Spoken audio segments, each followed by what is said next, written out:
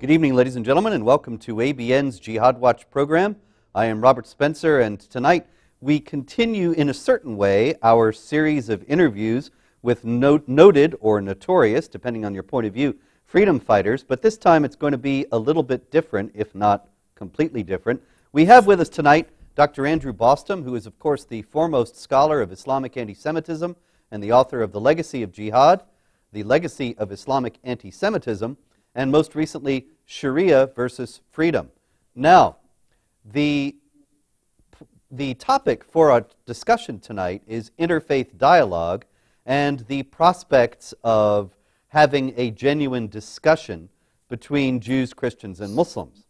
And it just so happens that I have just recently completed a book that is largely about that topic, specifically from a Christian and Catholic standpoint, called Not Peace But a Sword, The Great Chasm Between Christianity and Islam.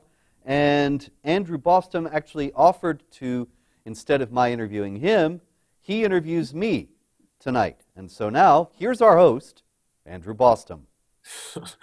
Well, thank you very much, Robert. And to all ABN viewers, this is really a privilege for me. I've just finished reading Robert's latest work. This remarkably productive, remarkably erudite man has just completed, and I'm holding it up now for everyone if we can see this, his new book, Not Peace But a Sword, The Great Chasm Between Christianity and Islam. And I want to start right in, Robert, with what to me at least is a central question, which you address early on appropriately. And what do Muslims mean when, as per the usual therapeutic interfaith dialogue programs, they proclaim Muslims, Jews, and Christians are all children of Abraham, and therefore Islam, Judaism, and Christianity are all Abrahamic faiths? Well, Andy, as you know, the Quran says in chapter 29, verse 46, that the Muslims should say to the people of the book that your Allah and our Allah is one, and that is that we all worship the same God. And this is a constant theme of Muslim apologetics and outreach appeals to Jews and Christians, and it is the core of this concomitant claim that we are all children of Abraham and thus have this great common ground to share. Now, this is a very canny appeal because nowadays in the West, of course, it is the prevailing view and has been for decades that if we have differences with people, that wars are not inevitable, that conflict is not inevitable, but that what we can do is sit down and talk things over and reach an understanding and find common ground, and everything will be okay. And there's been a tremendous search for this kind of common ground. The Second Vatican Council within the Catholic Church, which did many positive things, also had a tremendous focus on finding common ground, on speaking about what was similar between various religions and Catholicism, rather than even stressing or even mentioning any differences between them. And that was a particular strategy chosen at a particular time in the middle 1960s that has carried forth to this day and has morphed now into something where people think that it's somehow wrong or insulting to speak about differences, and that all we must do in order to get along is to stress our common ground and to emphasize what we have together, what we hold together to be true, and then our differences will melt away. Now, Islamic supremacist groups who practice what they call bridge building, they make very canny use of this by exploiting it in order to wring concessions out of Jewish and Christian groups and to silence their criticism of Islamic jihad and Islamic supremacism, even when it's directed against non-Muslim groups in various countries. And this is what's very odd about this. But unfortunately, when it comes to the Muslim claims that we all are children of Abraham, they have to be seen against the backdrop of the fact that the Quran in chapter 3, verse 67 says that the Jews and the Christians argue about Abraham as if they're arguing about whether he was a Jew or a Christian. And it says that they're both ignorant. Abraham was a Muslim. Now, how could Abraham have been a Muslim when he lived several thousand years before Muhammad? Well, in the Islamic view, all of the biblical prophets who were mentioned in the Quran were actually Muslims. And the original form of Judaism and the original form of Christianity, it was all Islam. The prophets taught Islam. Abraham taught Islam, Moses taught Islam, Jesus taught Islam, and then their followers came, twisted and hijacked their teachings, and created what we know of today as Judaism and Christianity. And so when Muslims say that we are all children of Abraham, they are actually making a supremacist claim that completely delegitimizes Judaism and Christianity altogether. And they are playing on the psychological weaknesses and the cultural weaknesses of their non-Muslim interlocutors, in that the non-Muslims that they're dealing with are generally anxious to find accord, to find common ground, based on the policies and the assumptions of recent decades. And they don't realize that they are playing into the hands of people whose intentions are not good. Sayyid Qutb, of the foremost Muslim Brotherhood theorist of the 20th century, he wrote that, yes, Muslims should build bridges with non-Muslims, but the bridge is one way. It is not a bridge from Islam to Jahiliyyah, the society of unbelievers, so that Muslims can become unbelievers. It is a bridge from Jahiliyyah to Islam, so that the unbelievers will become Muslims. And that's what this interfaith dialogue is generally all about from an Islamic standpoint, and the appeals from the Muslim side to our common Abrahamic faith. One final thing about Abraham is that in Genesis, of course, Abraham is identified as the father of many nations. And that is something that Christianity, early on, when it became something that was more than just a movement that included Jews, embraced and thought of itself as an embodiment thereof, because it included people from all the nations, all as children of Abraham. Now, that means that in the understanding of both Jews and Christians, Abraham is indeed a great father figure who embraces a huge variety of people. Now, the thing is that Muslims don't read Genesis, and so that when they think of us as children of Abraham, and when they say we're all children of Abraham, we have to look to the Quran to see what the Quran says Abraham was all about. In the Quran, in chapter 60, verse 4, the Quran tells us that Abraham is an excellent example, uswa hasana, the exact same words that are used for Muhammad in chapter 33, verse 21 of the Quran. But here they're qualified. It says, Abraham is an excellent example for you when he tells his father, there is enmity and hatred between you and me because you do not worship Allah, because his father was a pagan. But he is not an excellent example when he says to his father that he will pray for mercy for him. And so what the Quran is telling the Muslims there is that you should imitate Abraham when he says to even his closest blood relatives that he hates them and will hate them forever because they are not Muslims. But that you should not imitate Abraham when he says that he will pray for his non-Muslim relatives. Well, this is really critical to understanding the foundational pitfall of interfaith dialogue, and I think you also have another important examination of the fundamental differences between the God of the Quran and the God of the Judeo-Christian Bible.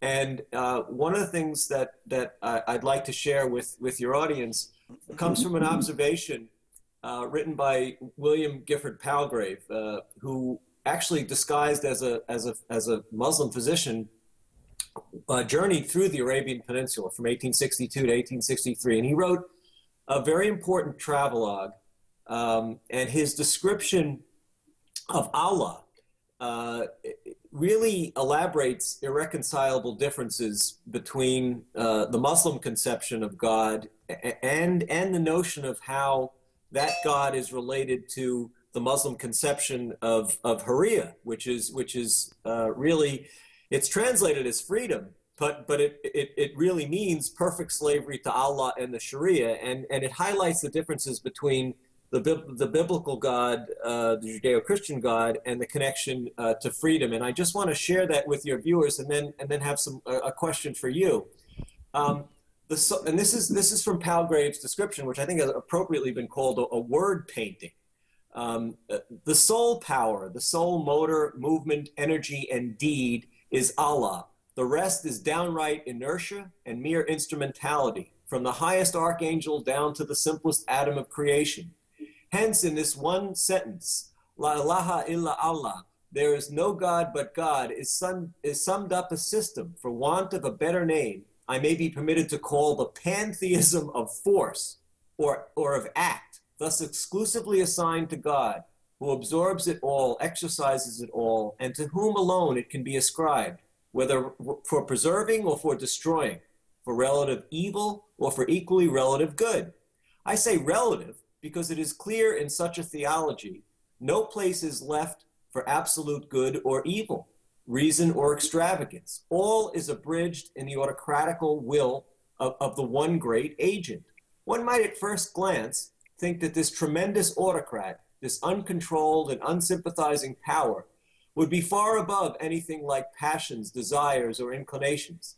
Yet such is not the case, for he has with respect to his creatures one main feeling and source of action, namely jealousy of them, lest they should perchance attribute to themselves something of what is his alone, and thus encroach on his all-engrossing kingdom.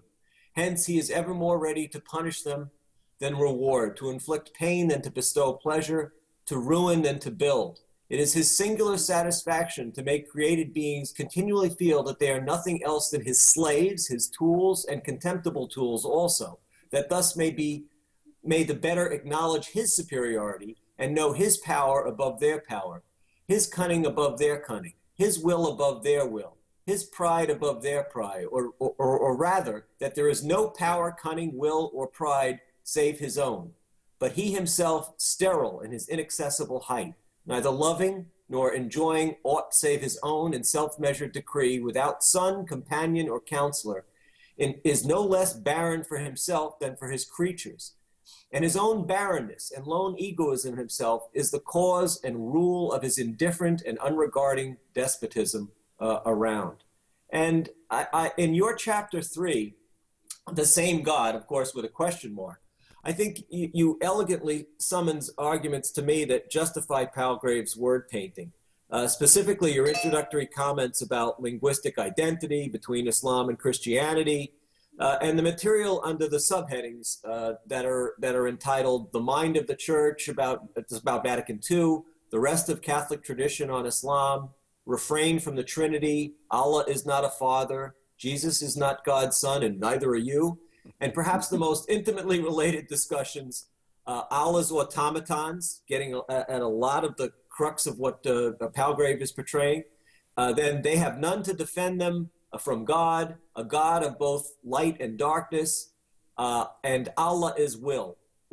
Could you please summarize these arguments for the viewer contained in this chapter 3? Yeah, Andy, there's so much there, but it reminds me first off of one of the most chilling passages of the entire Quran, at least as far as I'm concerned, and that is chapter 7, verse 179, which says, "And certainly we have created for hell many of the jinn and mankind.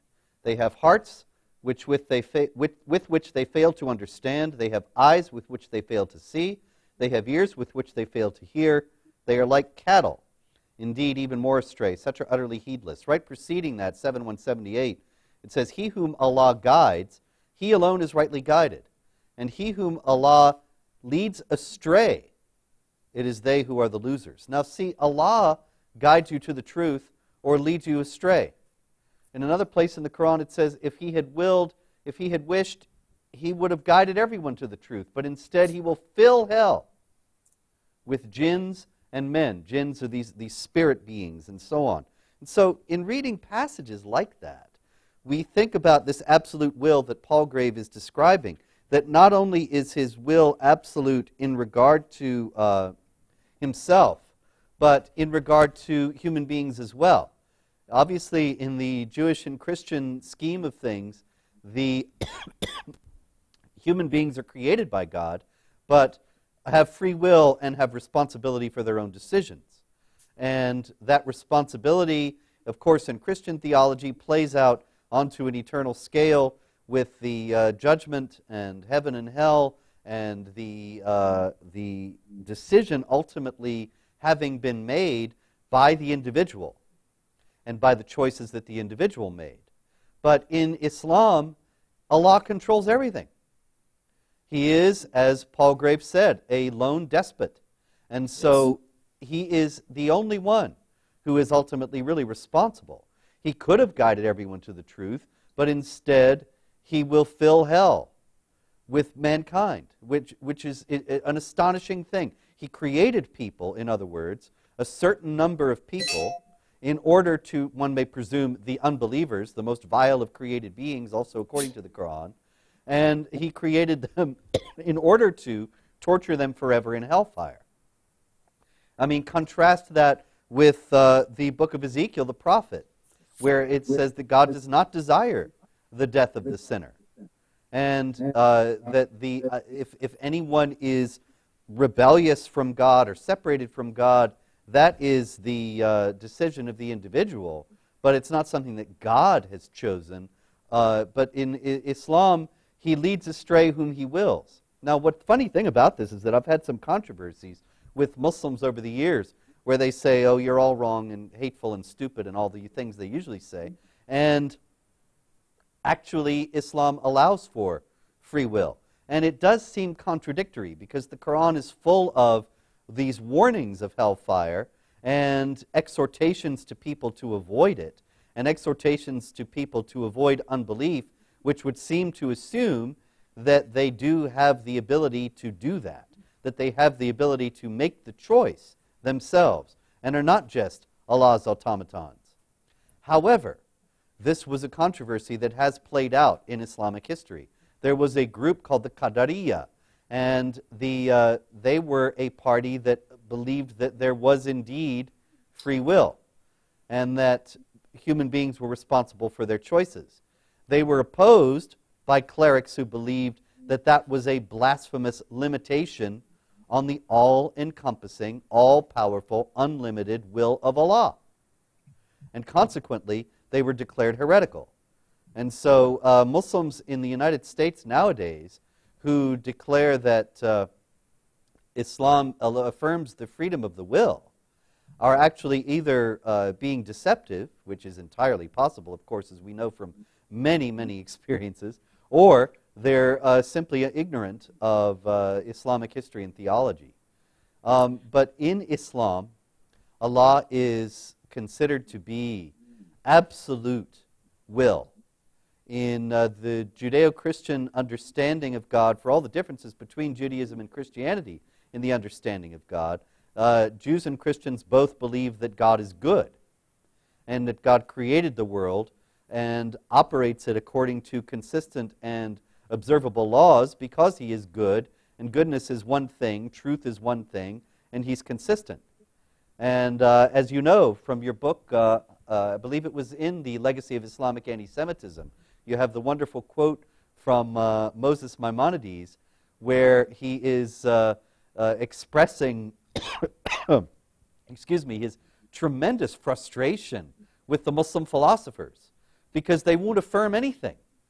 They won't affirm any philosophical propositions that involve any kind of affirmation that would tie down Allah to being consistent or to being good or to being anything. And so they can't even look out and say there's a mountain over there and posit something on that basis because Allah could turn the mountain into a river tomorrow if he wanted, or a horse to ride on, or whatever. And so they wouldn't even, in other words, affirm that A is A, that reality is reality. because Allah could change that at any time. And a lot of this can be traced to another passage in the Quran, one of the many infamous anti-Semitic passages in the Quran, chapter 5, verse 64, where the Quran says, the Jews say Allah's hand is chained, and may their hands be chained. The idea that his hand is chained, of course, is an idea that he's somehow limited. And to say that Allah is good or to say that Allah is anything is to somehow limit him. The things that are said of Allah, like in the name of Allah, the Compassionate, the Merciful, that begins the 113 of the Quran's 114 chapters, the compassion and mercy are hardly anywhere in evidence and are just bare affirmations that don't actually have any genuine reality at all, and certainly do not bind Allah in any sense to act in any consistent way or in any genuinely merciful or compassionate way. And I think that this is really important to understand, not just in terms of theological differences, but the ramifications this has had for polities, for Christian states, for the Jewish state of Israel relative to Islamic states. That invariably this kind of conception of the deity is going to give rise to totalitarian states, Islamic totalitarian states. It seems to me that it's a very logical connection. Yes. Now, the next thing I wanted to do was to get to your chapter called "The Same Jesus," and I thought I would read something from the book, which I found very illuminating. It's of course our good friend Dougie, also known as Ibrahim Hooper, who's the American convert, or he would say revert, to Islam and spokesman for CARE. You cite an essay entitled "Muslims and Christians, More in Common Than You Think." He, as you put it, he begins with an evocative quotation. "Behold," the angel said, "O Mary, God giveth thee glad tidings of a word from him. His name will be Jesus Christ, the Son of Mary, held in honor in this world and the hereafter, and in the company of those nearest to God." And then he comes right to the point.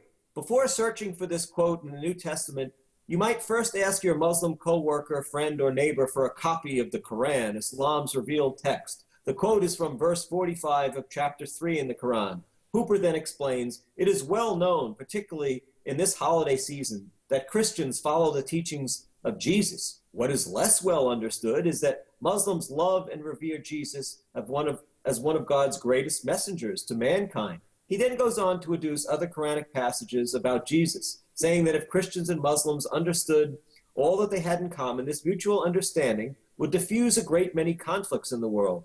He says, "As forces of hate in this country and worldwide try to pull Muslims and Christians apart, we are in desperate need of a unifying force that can bridge the widening gap of interfaith misunderstanding and mistrust. That force could be the message of love, peace, and forgiveness taught by Jesus and accepted by followers of both faiths." Could you please elaborate on how this again, dialogue-based introduction really obfuscates the profound differences between the Muslim conception of Jesus, or Isa, and the Christian understanding of Jesus? Absolutely, because this is very important, because so many Christian leaders fall for this. Because, as I said at the beginning of the program, that there's so many who think if we just emphasize what we have in common and ignore our differences, then these things will go away. Our differences will go away. And Hooper's article is a prime example of that. He picks up on the things that the Quran seems to have in common with the Christian understanding of Jesus, and acts as if that's all the Quran says, as if the Quran were some sort of a text that were entirely compatible with Orthodox Christianity, when nothing could actually be further from the truth. One of the things that the Quran insists upon repeatedly is that it is not only true that Allah does not have a son, but that it's offensive, it's an insult to his transcendent majesty to say that he has a son, as if somehow it were to imply that he is incomplete or insufficient and not all supreme, all powerful, all complete within himself. So the central affirmation of Christianity, that Jesus is the Son of God, is entirely negated by that. Also, of course, the Christian understanding is that Jesus is actually God in the flesh, come to earth in order to sacrifice himself for the sins of mankind and to heal the breach between mankind and God, and thereby open the way to heaven for human beings. And in the Quran, it insists in chapter 4, verse 157, that Jesus is not actually crucified at all. And of course, if he was not crucified, he could not have risen from the dead and was not the Savior of the world. And so the central affirmations of Christianity, the things that Christianity would not even exist without, simply are flatly denied, flatly, openly denied in Islam. And what's noteworthy about the things that Hooper picks up upon and that other Islamic apologists speak about is that they are very careful in the Quran. The compilers of the Quran, rather, I should say, were very careful to erase any traces of these things. Although they were not entirely successful, they called Jesus, for example, the Word of God, which is a divine affirmation in the Gospel of John, but is hastily dismissed in the Quran as being simply an affirmation of his virgin birth. But then again, why is he born of a virgin? Why is he called the Word of God? Why is he the one returning at the end of the world when Muhammad is none of these things, and Muhammad is supposed to be a greater prophet? And so these are indications that some of the Christian material that was made over to create the Quran and the myth of Muhammad was not entirely cleansed of the Christian originals, the original Christian texts from which it was based. And this has caused discomfort for Muslims for centuries and has led some ultimately to leave Islam and to convert to Christianity, including Daniel Ali, a man I co-wrote a book with about 10 years ago, a former Muslim from Iraqi Kurdistan. But, excuse me, the bottom line here, before we have to go into a break, is that the picture of Jesus in the Quran is not only fundamentally different from the picture of Jesus in the New Testament, but also it is diametrically opposed to that picture and is an absolute challenge to and refutation of, or purported refutation of, the core affirmations and central beliefs of all the sects and various perspectives upon Christianity, all the sects of Christianity and all the various understandings of it throughout history. And so for Hooper to pretend that there's really a base, excuse me, a basis for common ground there is plainly dishonest and clearly in service of an agenda which, when we think about the fact that Hooper is with a Hamas-linked Muslim Brotherhood front group, the Council on American Islamic Relations, is frankly sinister. And on that happy note, we will take a break now for a moment. We will be back soon. This is ABN's Jihad Watch program. I am Robert Spencer, and we're here with Dr. Andrew Bostom, and we'll be right back after this.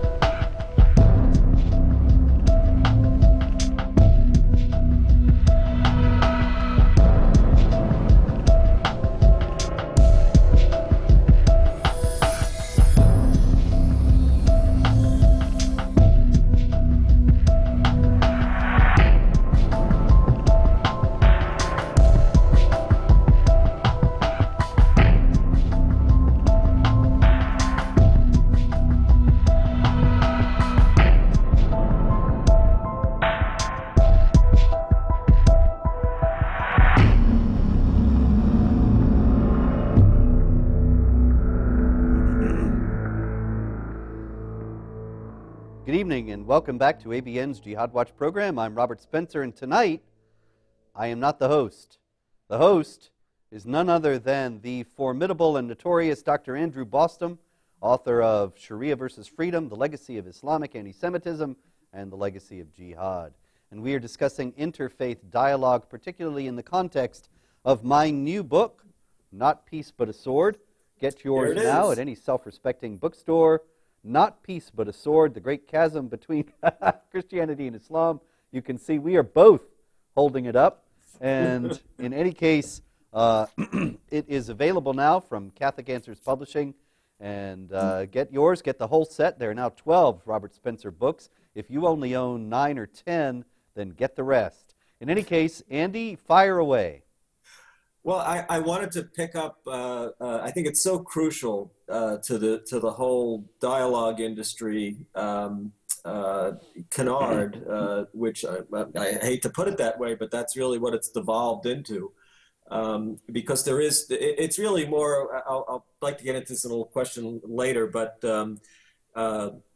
Habib Malik once used the term bavardage, which is, I guess, a term from Sartre, meaning meaningless sort of discussions, because the core issues are never openly debated, disputed in a cordial way, and you do conclude the chapter, The Same Jesus, with a discussion of the traditions, particularly getting towards the end of times, and how Islam views Isa, and you also contrast the apologetic, deceitful, etc. Essay that Hooper wrote with a very frank discussion by a Saudi cleric, Abd al-Muhsin al-Qadi. And I just thought you could give us some quick comments on those two aspects of the chapter. Well, Abd al-Muhsin al-Qadi was a bit more honest than Ibrahim Hooper. And he, of course, is a man who believes exactly the same things as Ibrahim Hooper. He's a Muslim, and so is Hooper. But Abd al-Muhsin al-Qadi is in Saudi Arabia. Ibrahim Hooper is in the United States. And so while Ibrahim Hooper, as we discussed before the break, spoke about the wonderful correspondences between Islam and Christianity, Abd al-Muhsin al-Qadi makes a tremendous broadside attack against Christianity, in which he says, today we will talk about one of the distorted religions, about a faith that deviates from the path of righteousness, about Christianity, this false faith, as about the people whom Allah described in His book as deviating from the path of righteousness. We will examine their faith, we will review their history, full of hate, abomination, and wars against Islam and Muslims. In this distorted and deformed religion, to which many of the inhabitants of the earth belong, we can see how the Christians deviate greatly from the path of righteousness by talking about the concept of the Trinity, etc., etc. Then he goes into various criticisms of Christian theology and Christian belief. And then he says, regardless of all these deviations from the path of righteousness, it is possible to see many Muslims who know about Christianity only what the Christians claim about love, tolerance, devoting life to serving the needy, and other distorted slogans.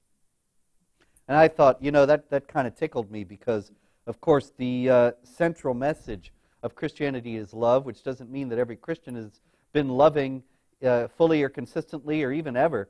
Some Christians obviously are. That some Christians have never been. And in any case, the idea that love, the idea that tolerance is a distorted slogan, these things fly in the face of the mask that somebody like Ibrahim Hooper wears in the West. But of course, Sheikh Qadi, if he were confronted with the statements of Ibrahim Hooper, would no doubt understand that Hooper in America has to play the role of the Muslims in Mecca, in the early part of Muhammad's career, when they were weak and they were surrounded by a much larger and more powerful foe, or someone they perceived as a foe, and so they had to make nice and preach about peace, tolerance, and love.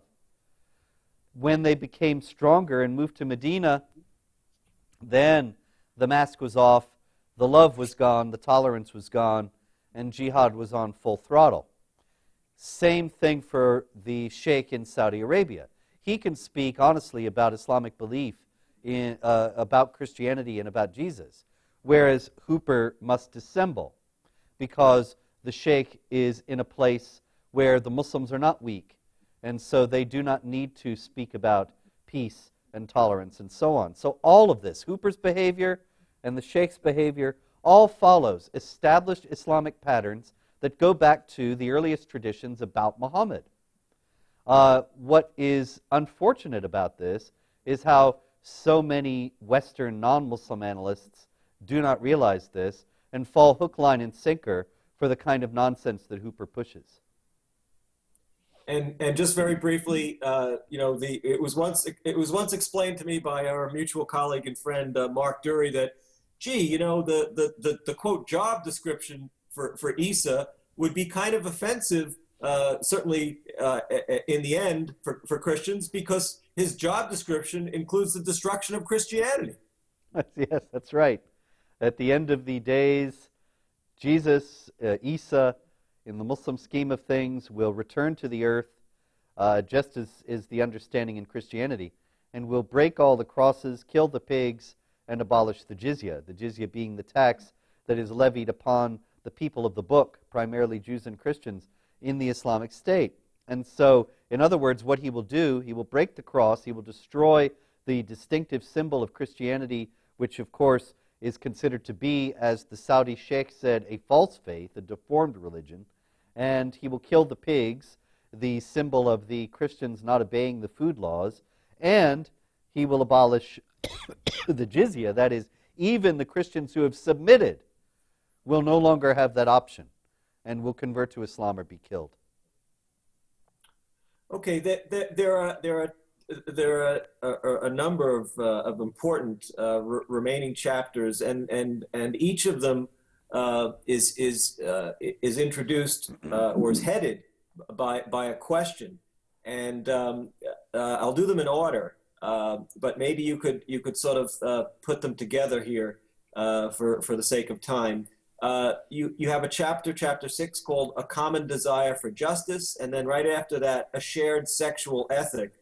And I think it would be interesting to put together some of your arguments in those two chapters, and the common misunderstandings that those chapters and their headings even represent. Well, Andy, we go back years. And you recall that in 2007 at the Conservative Political Action Conference, I debated the famous conservative writer Dinesh D'Souza. And our debate topic was about whether Muslims and Muslims and non-Muslims should work together.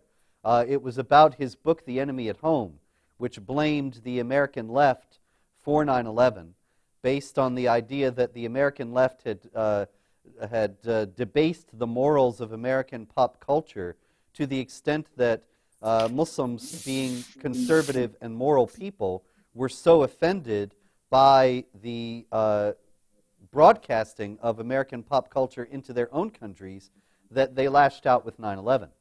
Now, this is a howlingly absurd thesis that I still can't believe that any major publisher published or that a writer of the stature of Dinesh D'Souza actually got behind. But nonetheless, he did. And the reality is that the jihad against the West and against non-Muslims in general has been raging for 1,400 years. It didn't start with Britney Spears. And to pretend that it did is either incredibly dishonest or incredibly ignorant.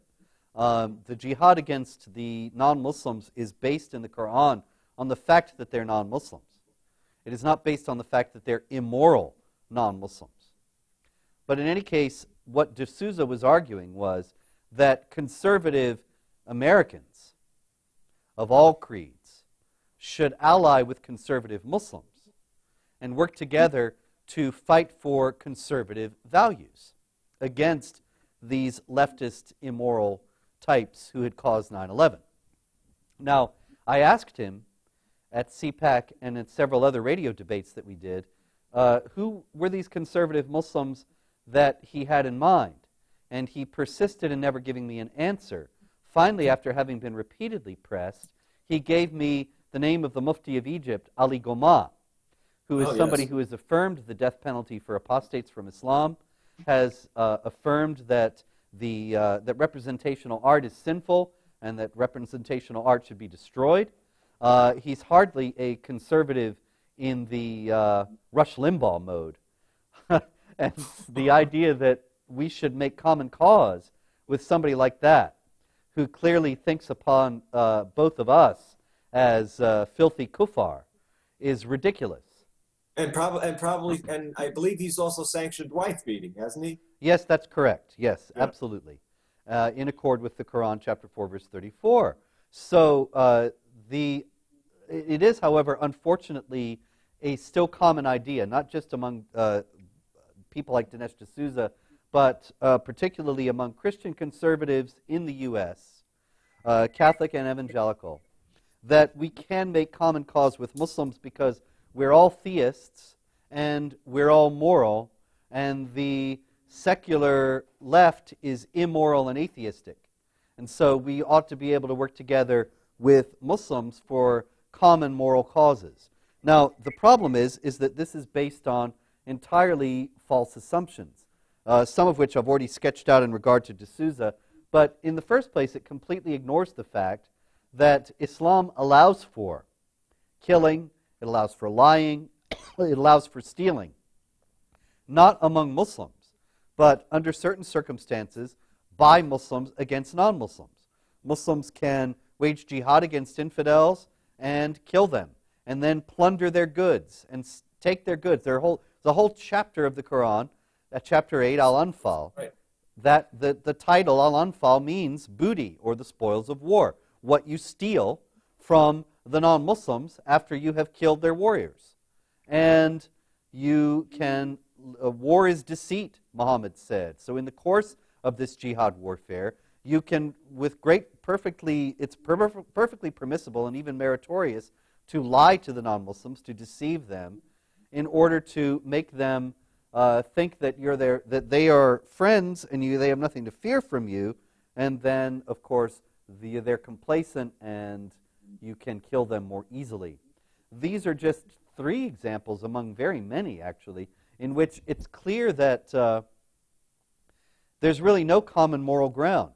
And when it comes to Catholic conservatives who are very concerned about abortion, contraception, right, and other life issues, they think they can make common cause with Islam, but actually Islam allows for abortion and contraception and does not have any problem with those things. And so these assumptions that we can make moral common cause against the immoral secularists are based on a series of false assumptions, many of which arise, of course, from Islamic disinformation and propaganda campaigns in the West that are based exactly on what I was referring to before, the will to render Americans complacent by making them ignorant about the true nature of Islamic doctrine and the true intentions of Islamic supremacists in the U.S.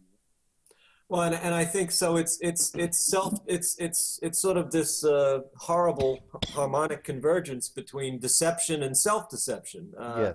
which characterizes the whole dialogue industry. And again, I feel almost guilty to have to couch it in those terms, but it has become not even dialogue in an honest sense, but more more and more it's just pure dawah. It's a pure platform for Muslims to proselytize. But Yeah. there was something I wanted to share with you. Actually, it was one of those rare moments of clarity. There were 2. I alluded earlier to something that Habib Malik had written, and I just want to. This was from 2003, and then it was followed up with some questions several years later by Cardinal Pell from the Archbishop from Australia. Malik was talking about his dissatisfaction with dialogue, and here's how he put it. And I would like your comments on this. And he actually referred to it as the dialogue industry. He says, basically, well, we're all three Abrahamic religions. We're the three Middle Eastern monotheisms. The Isa of the Quran is really the same as the Jesus of the New Testament. This is politicized dialogue. This is dialogue for the sake of dialogue. Philosophically speaking, this is what Sartre called bavardage. In other words, if this is dialogue, it's pathetic. It needs to be transcended, and specifically to concentrate, to focus on the common ethical foundation for most religions can also be very misleading, because when you get into the nitty-gritty, you find that even in what you supposed were common ethical foundations, there are vast differences, incompatibilities. Suicide bombers is one recent example. Again, this is from 2003. Condoned by major authoritative Muslim voices, completely unacceptable by Christianity. Then several years later, Cardinal Pell, who's the Archbishop of Sydney at the time, he posed 4 questions. He says, 1, do they, and he's talking about the Muslims, do they believe that the peaceful surahs of the Quran are abrogated by the verses of the sword? 2, is the program of military expansion, i.e. the jihad conquests from Arabia to Spain and India, is the program to be resumed when possible? Do they believe that democratic majorities of Muslims in Europe would impose Sharia Islamic law?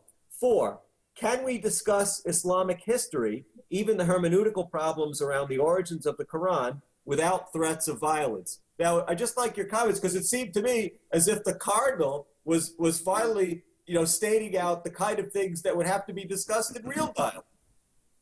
Yeah, I wish that had been followed up upon, and that really were the basis for dialogue. All too often, on the other, in contrast, we find that the Christian clerics who are engaging in this dialogue are totally clueless about Islam, and they wouldn't even know to ask those questions, or they probably would think that to ask them would be insulting or Islamophobic or something of that kind.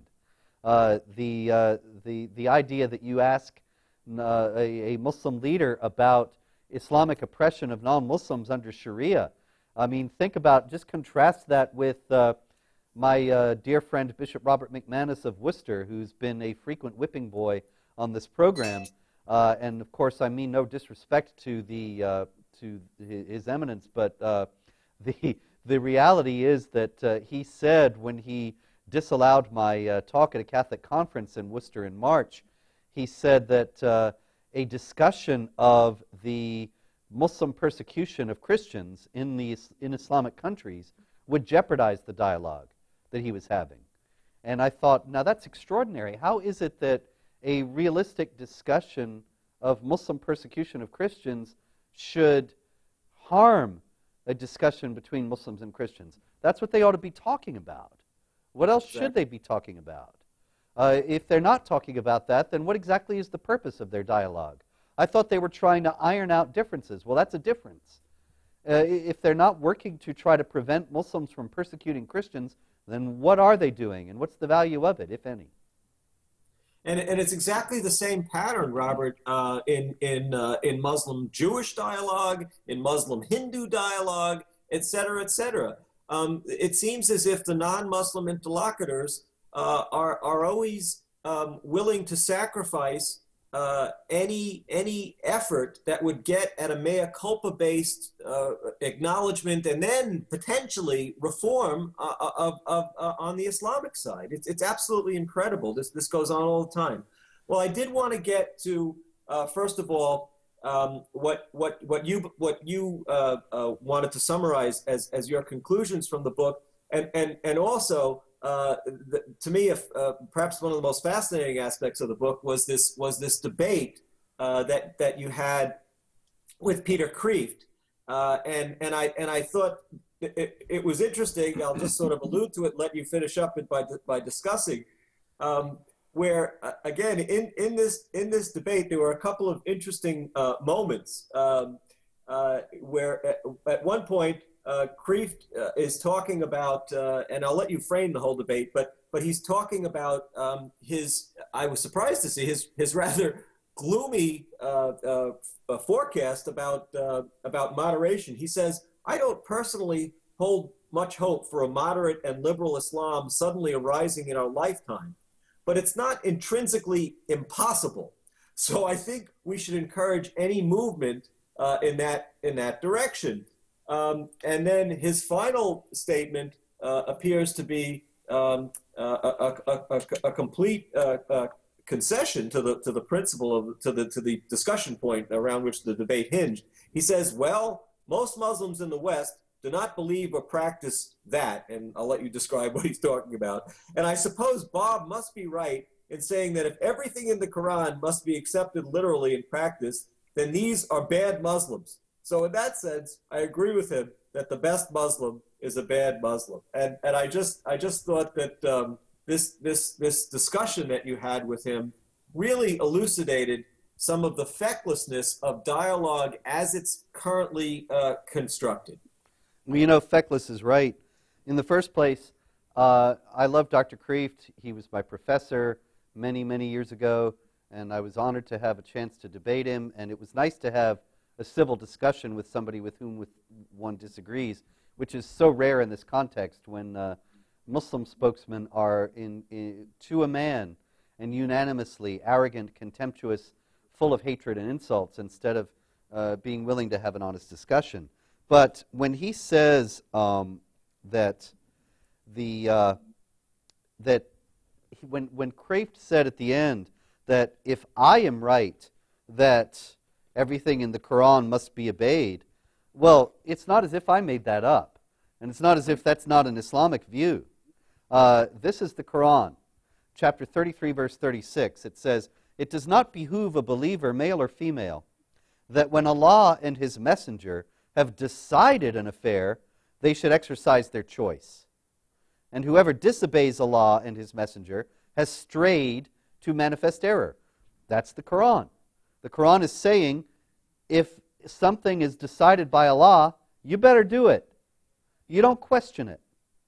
And so this has made for the fact that literalism has indeed been, throughout Islamic history, and is to this day, the dominant way to understand the Quran among Muslims.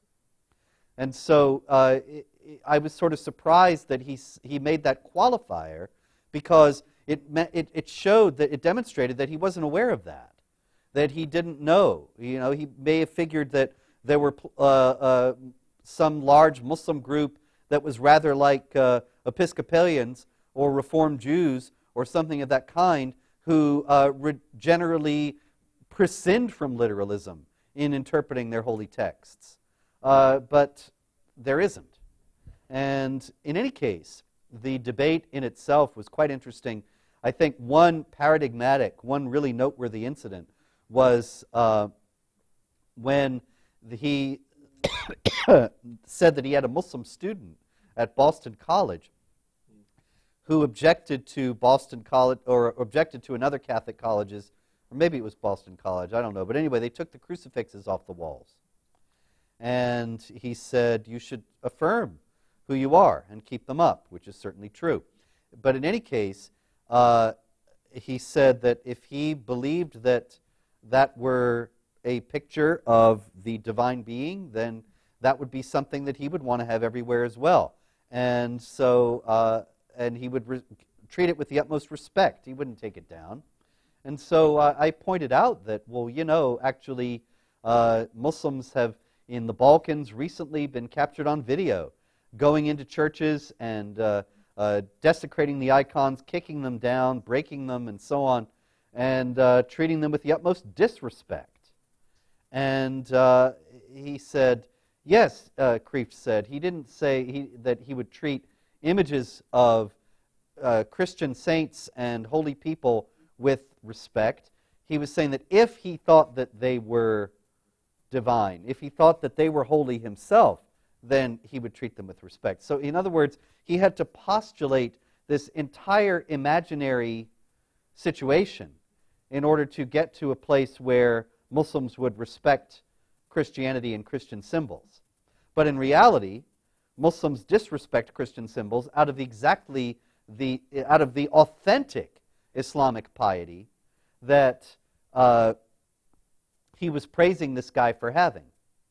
So again, it's the cardinal error of imputing ideas that come from Christianity, from the Judeo-Christian West, to Islam, which has a totally different belief system.